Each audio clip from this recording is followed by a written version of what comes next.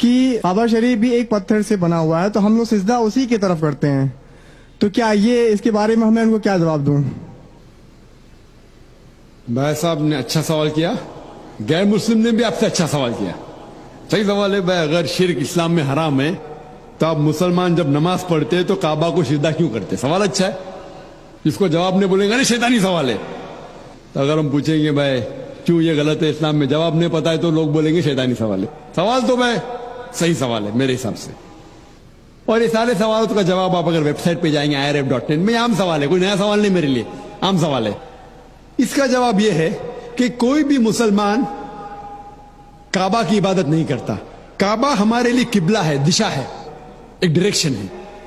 ہم مسلمان ہم یکسانیت میں مانتے ہیں، کانگریگیشن میں مانتے ہیں. مثال کے طور پہ اگر ہمیں یہاں نماز پڑھنا ہے تو کوئی شخص کہے گا کہ پورب کی طرف دیکھو، کوئی کہے گا پشچم کی طرف، کوئی کہے گا ساؤتھ، کوئی نارتھ، کوئی ایسٹ، کوئی ویسٹ، کس طرف ہم دیکھیں. تو اللہ تعالیٰ فرماتے ہیں سورہ بقرہ میں جہاں بھی آپ ہے کعبہ کی طرف دیکھ کے نماز پڑھو. کعبہ ایک دشا ہے، ہمارے لیے قبلہ ہے. اور جب سب سے پہلے ساری دنیا کا نقشہ جو جغرافی ورلڈ میپ بنائی وہ مسلمانوں نے، الادریسی نے 1154 میں 1154 میں.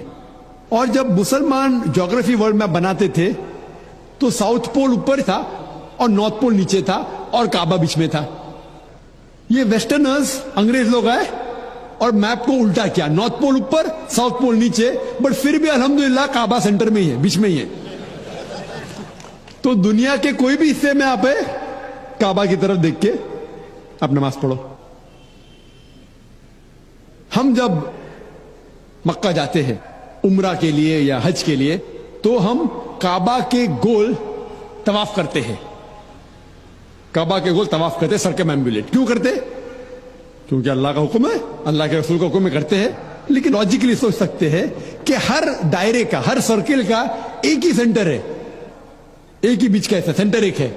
تو ہم جب طواف کرتے ہیں، گرد گھومتے ہیں، یہ تسلیم کر رہے ہیں کہ اللہ ایک ہے، اسی لیے ہم طواف کرتے ہیں. اور جو حضرت عمر رضی اللہ عنہ نے کہا کعبہ کے بارے میں، سنگ اسود کے بارے میں، وہ ساری غلط فہمی دور کر لیتا ہے. حضرت عمر رضی اللہ عنہ کہتے ہیں، صحیح بخاری میں ذکر ہے، والیوم نمبر 2 کتاب الحج چیپٹر نمبر 56 حدیث نمبر 675 میں حضرت عمر فرماتے ہیں رضی اللہ عنہ کہ یہ سنگ اسود، یہ کالا پتھر، نہ میرے لیے کوئی اچھا کام کر سکتا ہے نہ برا، نہ میرے لیے برا ہے نہ میرے لیے اچھا ہے، کیونکہ میرے رسول نے اس کو چوما، اس لیے میں چوم رہا ہوں. نہیں تو یہ کالا پتھر نہ میرے لیے کوئی بھلائی کر سکتا ہے نہ برائی کر سکتا ہے. یہ الفاظ دوسرے خلیفہ حضرت عمر رضی اللہ عنہ کہ کافی ہے انسانیت کو بتانے کے لیے کہ ہم کعبہ کو نہیں پوچھتے. اور ایک تو نقطہ ہم غیر مسلم سے کہہ سکتے ہیں، اور جو میں اکثر کہتا ہوں، کہ محمد صلی اللہ علیہ وسلم کے دور میں کئی صحابہ کعبہ پہ کھڑے ہو کے اذان دیتے تھے. میں یہ پوچھنا چاہتا ہوں، کوئی بھی بت کی عبادت کرنے والا جو بت کی عبادت کرتا ہے اس کے اوپر کبھی کھڑے نہیں رہیں گا.